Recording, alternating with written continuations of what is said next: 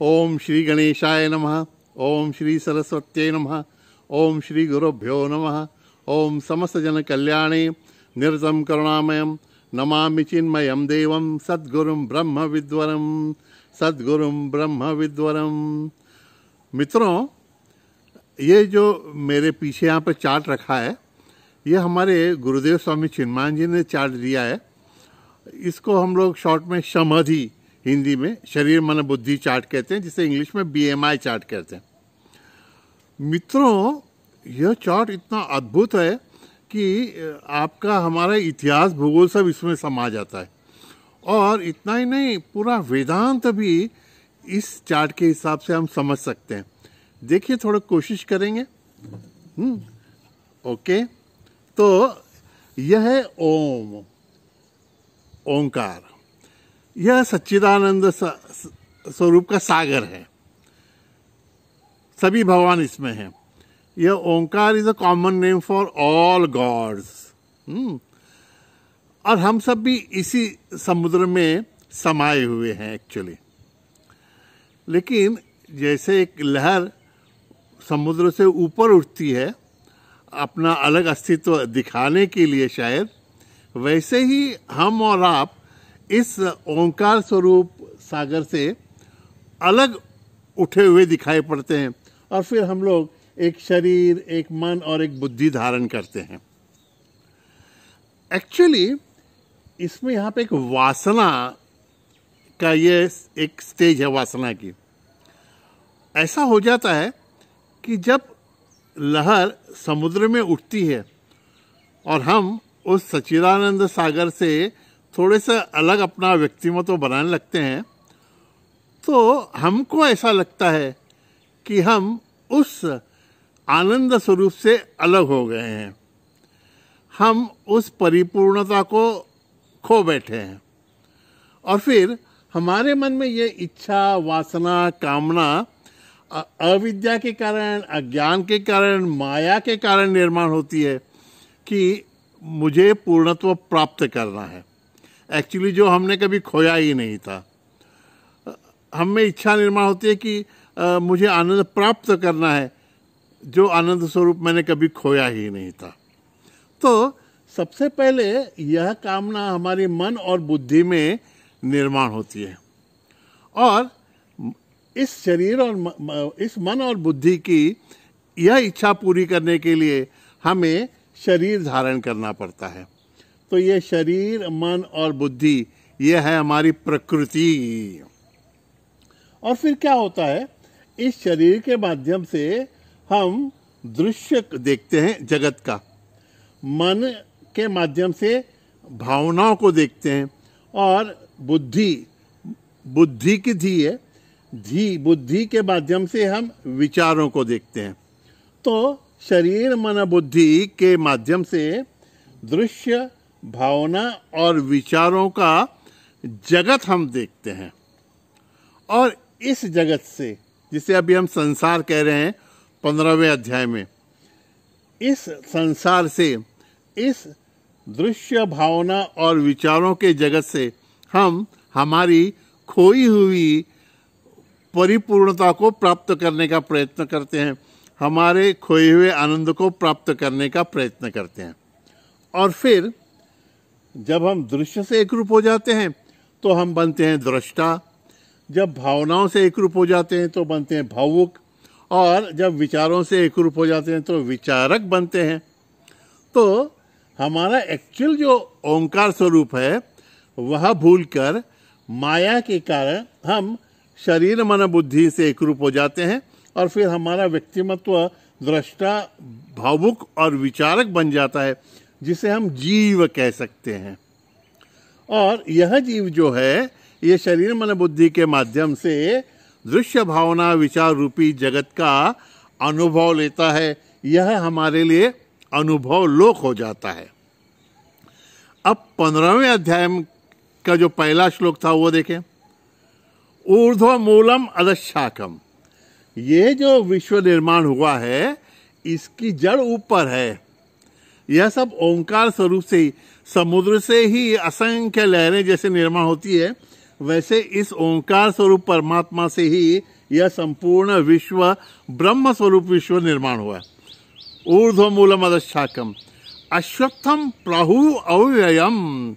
और एक बार हम समाधि के स्तर पर आ जाते हैं, दृष्टा भाव कर विचारक बन जाते हैं, तो ये दृश्य भावना विचारों का ये जगत जो है ना, वो अविनाशी लगता है। ऐसे लगता है कि ये कभी खत्म ही नहीं होगा। आपका भी और हमारा भी अनुभव है ना, मन तो कभी शांत रहता ही नहीं, एक के बाद एक विचार। जैसे समुद्र में लहरें निर्माण होती रहती हैं, वैसे मन में भावनाएं और बुद्धि में विचार तो निर्माण होते ही रहते हैं। जैसे सागर कभी थम नहीं सकता, सागर में लहरें थम नहीं सकती, वैसे हमारे अंतरंग में ये भावना और विचारों का अंत ही कभी नहीं होता। ऐसे लगता है कि ये संसार अविनाशी है, लेकिन संसार है, क्योंकि एक ही तरह ये कभी स्थिर नहीं रहता।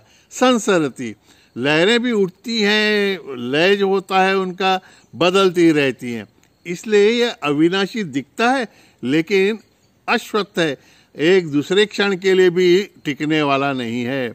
ऊर्ध्व मूलम अधशाखम अश्वत्थम प्राहुरम छंदांसी यस्य पर्णानि यस्तम वेद स वेदविद। छंदांसी, ये वासनाएं जो हैं वो पूरी करने के लिए हमको यह जगत प्राप्त हुआ है, और इस जगत के माध्यम से हम हमारी इच्छाएं पूरी करने का प्रयत्न करते हैं।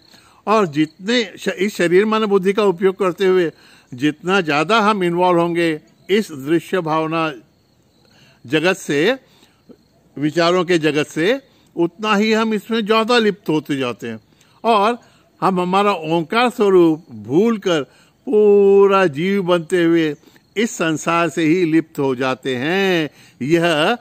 यह हमारा इतिहास है, और यह हमारा समाधि का भूगोल है वर्तमान का।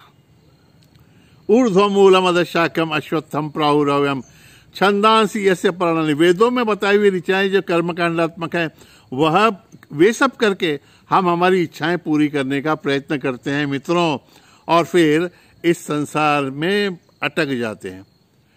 और फिर भगवान कहते हैं अधश्चोर्ध्वम प्रस्तुता तस्य शाखा गुण प्रवृद्धा विषय प्रवालहा अधश्च मूलानुसंततानि कर्मानुबंधीनि मनुष्य लोके। ये पहला और दूसरा श्लोक हमने कल देखा था। आज और आगे बढ़ते हैं, इस चार्ट का कैसा उपयोग कर सकते हैं हम देखते हैं। तीसरे श्लोक में भगवान कहते हैं न रूपमस्येह तथोपलभ्यते नान्तो न चादि न च संप्रतिष्ठा अश्वत्थमेनं सुविरूढ़मूलम् असंग शस्त्रेण दृढ़ेन चित्वा ततः पदं तत्परिमार्गितव्यं यस्मिन् गता न निवर्तन्ति भूयः तमेव चाद्यं पुरुषं प्रपद्ये यतः प्रवृत्ति प्रसुता पुराणी। बहुत बढ़िया है। अब इन दो श्लोकों में हमारे वापस जाने का मार्ग भगवान बताते हैं। कहते हैं न रूपम अस्येह तथोपलभ्यते। इस संसार का वर्णन जैसा भगवान कर रहे हैं, जैसा शास्त्रों में किया है, वैसा विचार करने लगेंगे तो दिखता ही नहीं है। जैसा कि बताया कि कहते हैं अविनाशी, लेकिन एक क्षण के लिए भी यह स्थिरता से टिक नहीं पाता है हमारी दृश्य भावना और विचारों का जगत। हम तो कहते हैं ना नदी, यह नदी तो पेरेनियल हमेशा बहती रहती है, अविनाशी नदी है, ऐसा कहते हैं। लेकिन मित्रों सोचो जरा, पिछले साल हम कहते हैं पिछले साल यहीं पे मैंने गंगा जी में स्नान किया था। अब इस साल जब आप आए हैं तो गंगा जी का वो पानी स्थिर तो रहा नहीं, वो तो पानी बहकर सागर में मिल गया। तो ये गंगा जी का स्वरूप तो बदल रहा है, लेकिन वो बदलाव हमको दिखता नहीं है। इसलिए हम कहते हैं कि इसी पानी में, इसी गंगा जी में हमने स्नान किया था। तो ये उदाहरण संसार के लिए एग्जैक्टली लागू पड़ता है। संसारती एक भी चीज इसमें की स्थिर नहीं है। जैसे वो ज्योग्राफिक वाले चैनल वाले बताते हैं ना, 24 घंटे एक कली पर कैमरा आप फिक्स करके रखिए तो पता चलता है कि 24 घंटे में वो कली का फूल में रूपांतरण कैसे हो गया। और हम तो देखते रहे तो मालूम भी नहीं पड़ता कि इसमें कुछ बदलाव हो रहा है। ऐसी ये कला इस संसार की है। तो भगवान भी कहते हैं कि जैसा वर्णन कर रहे हैं हम और जैसा हमको लगता है वैसा वो नहीं है। और जैसा हम समझते हैं वैसा इसका लुभावना रूप भी यथार्थ में नहीं है इस संसार का, तो फिर इससे मुक्त कैसे हो? न रूपमस्य तथोपलभ्यते नान्तो न चादि न च संप्रतिष्ठा।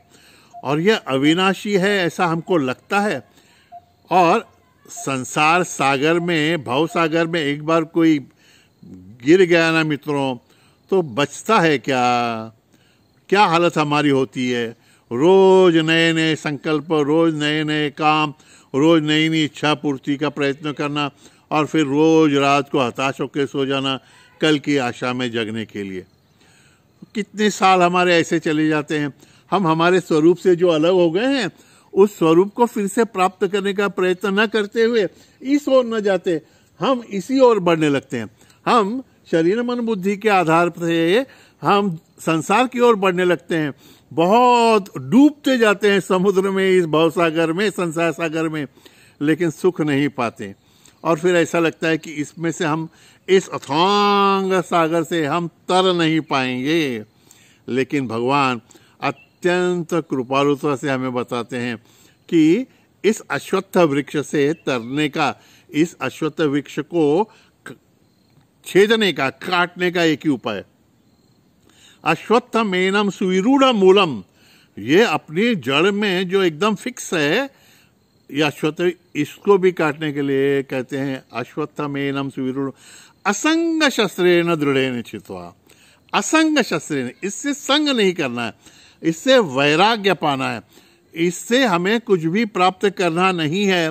ऐसी भावना एक बार हमारे मन में निर्माण हो गई तो ये दृश्य भावना जगत जो हमारे अंदर है ना मित्रों, बाहर का जगत तो है वैसा रहने दो, कोई प्रॉब्लम नहीं है, लेकिन हमारे अंदर जो दृश्य भावना विचारों का जगत है, जिससे हमें हमेशा त्रस्त होते थे, जो हमें बाहर के जगत से संपर्क करके सुख प्राप्ति के लिए बाध्य करते रहता है, उस पर एक बार हमने विजय प्राप्त कर ली, उससे हमें वैराग्य हो गया, उससे हम आसक्त न हुए, उससे अलिप्त रहना सीख गए, तो फिर यहाँ से हमारा संबंध टूट जाएगा। और एक बार उस वृक्ष की जड़ कट गई, उसका आधार ही चला गया, तो फिर वह वृक्ष अपने आप नष्ट हो जाता है। वैसे भी उसका नाम अश्वत्थ इसीलिए रखा है कि वो अगले क्षण तक भी स्थिर नहीं रहता। तो भगवान यहाँ पे उपाय बता रहे हैं कि किसी कारणवश माया से, वासना से, इच्छा पूर्ति के लिए हम इस शरीर में आ गए हैं, जीव बन गए हैं और संसार से लिप्त होते रहे हैं, तो वापस जाने का एक मार्ग है कि इस संसार से हमको अलिप्त होना है, इस जीव भाव को खत्म करना है, इन वासनाओं से हमको अलिप्त रहना है, एक ही भावना से कि मैं ओरिजिनली इस ओंकार स्वरूप को बिलोंग करता हूँ, यह मेरा स्वरूप है, सच्चिदानंद स्वरूप मेरा स्वरूप है, मैं परिपूर्ण स्वरूप हूँ, इसलिए मुझे बार बार इस संसार में आने की आवश्यकता नहीं है। आगे के श्लोक में भगवान कहते हैं, छित्वा करने के बाद ततः पदम तत्परिमार्गितव्यम यस्मिन् गता न निवर्तन्ति भूयः। एक बार इस अश्वत्थ वृक्ष को तोड़ने के बाद फिर से हमको उस मार्ग पे जाना है जहां से यह प्रवृत्ति शुरू हुई थी। ततः पदम तत्परिमार्गितव्यम यस्मिन् गता न निवर्तन्ति भूयः। एक बार हम इस वासना को लांघ कर ओम स्वरूप तक चले गए तो फिर वापस हम नीचे नहीं आएंगे। यस्मिन् गता न निवर्तन्ति भूयः। एक बार इस वासना के परे गए तो ही हम पुनर्जन्म से छूट सकते हैं, अन्यथा इन तीनों स्तरों पर हम रहें तो बार बार हमको जन्म मृत्यु के फेरे में पड़ना पड़ेगा। मित्रों, भगवान कहते हैं ततः पदम तत्परिमार्गितव्यम यस्मिन् गता न निवर्तन्ति भूयः तमेव चाद्यम पुरुषम प्रपद्ये। बहुत बढ़िया बात है। चा आद्यम, तमेव चाद्यम पुरुषम प्रपद्ये। आद्य पुरुष जो है उसी को शरण जाना है। प्रपद्ये माने मैं शरण जा रहा हूं, ये शरणागति है, ये प्रार्थना है। इतने बड़े भवसागर को हम अकेले तैर कर पार नहीं कर सकते मित्रों। जहाज पर का कबूतर कितनी भी दूर उड़ान भरे, उसको फिर से जहाज पर आना ही पड़ता है। वह अपने बलबूते पर किनारा तो पा ही नहीं सकता। प्रयत्न करने के बाद हमको ये जब ये ध्यान में आ जाएगा कि हम स्वयं के बलबूते पर इस संसार सागर को पार नहीं कर सकते, तब हम भगवान से कहते हैं कि भगवान गलती हमारी है, हम तुम्हें छोड़कर इस जगत की ओर आए थे, अब हम इस जगत में फंस गए हैं, इससे हम स्वयं वापस तुम्हारी शरण नहीं आ सकते। अपने हाथ उठाओ, अपने चरण बढ़ाओ, द्वार पड़ा तेरे, ओम जय जगदीश हरे। ऐसी प्रार्थना हमारी होनी चाहिए। हे जगदीश्वर, हे नारायण, हम अब पछता रहे हैं तुमसे दूर होकर, अब स्वयं के बलबूते पे कुछ भी नहीं हो सकता, अब आपको हम शरण आ रहे हैं। तमेव चाद्यम आद्य, जहाँ से सृष्टि का आरंभ हुआ, तमेव चाद्यम शरणम प्रपद्ये यतः प्रवृत्ति ही प्रसुता पुराणी।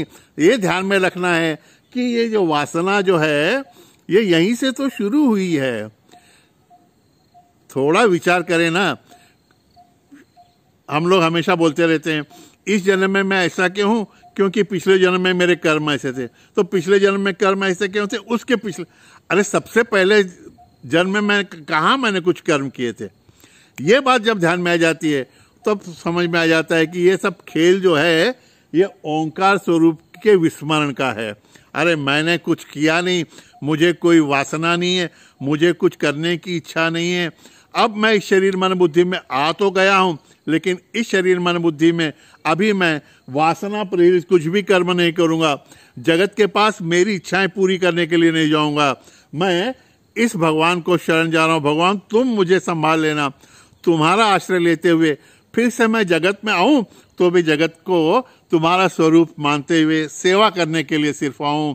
ऐसा हो जाए भगवान तो आनंद आ जाएगा, तो मेरी साधना सफल हो जाएगी भगवान। और अगर मैं ऐसा कर पाऊं, मैं स्वयं को फिर से तुम में स्थित कर पाऊं, तभी तो लोगों को तुम्हारे ब्रीद पर विश्वास हो जाएगा कि तुम पतित पावन हो। प्रभु प्लीज हम सबको बचा लीजिए।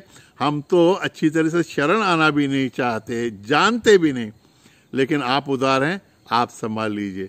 हरिओम तत्सत। नारायण नारायण नारायण।